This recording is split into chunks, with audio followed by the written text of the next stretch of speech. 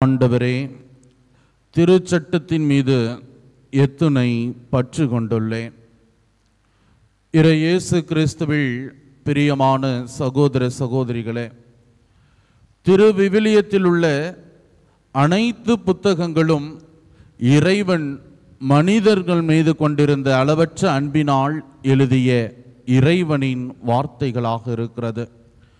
திருப்பாடல்கள் அனைத்துமே இறைவனுடைய குரலுக்கு மனிதன் பதிலளிக்கக்கூடிய வார்த்தைகளாக இருக்கிறது. ஒவ்வொரு திருப்பாடலும் ஒவ்வொரு காலகட்டத்தில் பல்வேறு நபர்களால் எழுதப்பட்டிருந்தாலும் அனைத்து திருப்பாடல்களுமே இறைவனுடைய அன்பிற்கு பதில் மொழிகளாக அமைந்திருக்கிறது. இன்று நாம் வாசிக்க கேட்ட திருப்பாடல் 119 இருக்கிற 150 திருப்பாடல்களிலேயே மிகவும் நீளமான பெரிய திருப்பாடலாக அமைந்திருக்கிறது.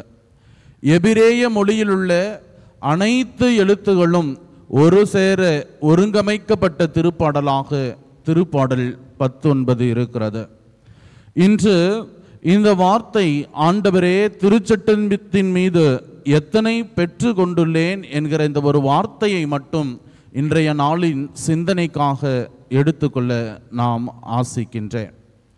சிந்தித்து பார்ப்போம்.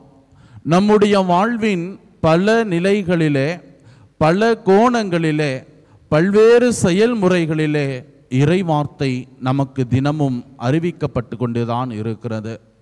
செல்போனிலே வாட்ஸ்அப்பின் வழியாகவும், யூடியூபின் வழியாகவும், மேலும் மறையுறையின் வழியாகவும் மற்றும் பல வழிகளின் வழியாகவும் இறைவார்த்தைகள் நமக்கு அறிவிக்கப்பட்டு கொண்டுதான் இருக்கிறது.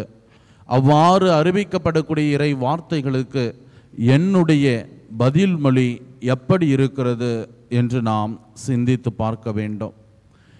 இறைவனுடைய வார்த்தை என்னுடைய வாழ்விலே எத்தகைய ஒரு மாற்றத்தை கொண்டிருக்கிறது என்று நாம் சிந்தித்து பார்க்க வேண்டும். இறைவனுடைய வார்த்தை நம் ஒவ்வொருவரினுடைய உள்ளத்திலும் ஒரு ஆழமான அடித்தளமிட்டு அந்த வார்த்தையினால் உந்தப்பட்டு அந்த வார்த்தைக்கேற்ப வாழ்வு வாழ்பவர்களாக நீங்களும் நானும் வாழ அழைக்கப்பட்டிருக்கிறோம். முதலிலே இறை வார்த்தையை நாம் ஏற்று அதை நம்முடைய உள்ளத்திலே இருத்தி அதை சிந்தித்து வாழ்பவர்களாக இருக்க வேண்டும். இரண்டாவது, அந்த வார்த்தையை நாம் அடுத்தவர்களுக்கு அறிவிக்க வேண்டும். அவ்வாறு இறைவனுடைய வார்த்தையை ஏற்று, இறைவனுடைய அழைத்தலை ஏற்று அவர் தன்னுடைய வாழ்வை மாற்றி கொண்டவர்தான் புனித பவுலடியார்.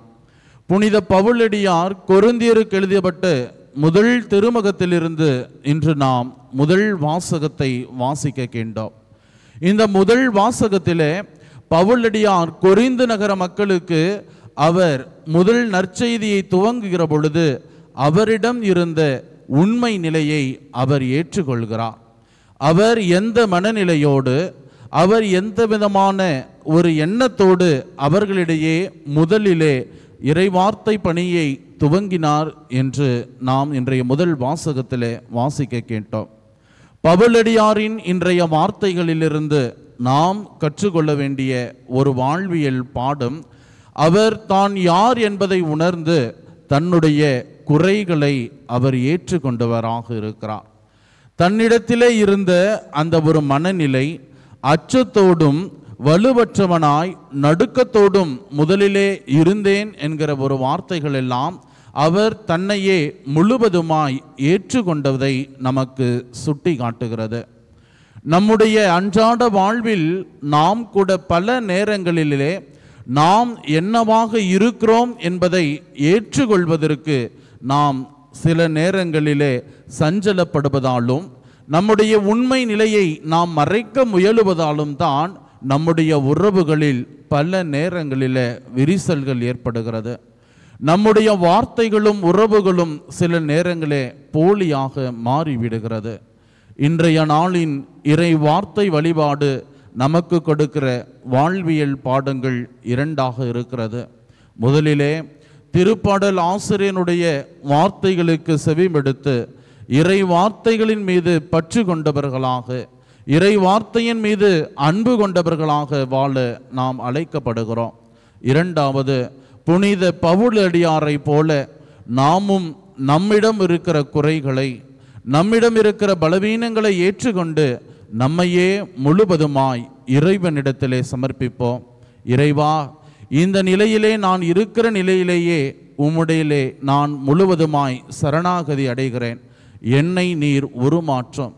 குயவன் கையில் உள்ள களிமண் போல உன் விருப்பத்திற்கேற்ப என்னை வளைத்து உம் இறையாட்சி பணிக்கு என்னை பயன்படுத்தும் என்று சொல்லி ஜெபிப்போம்.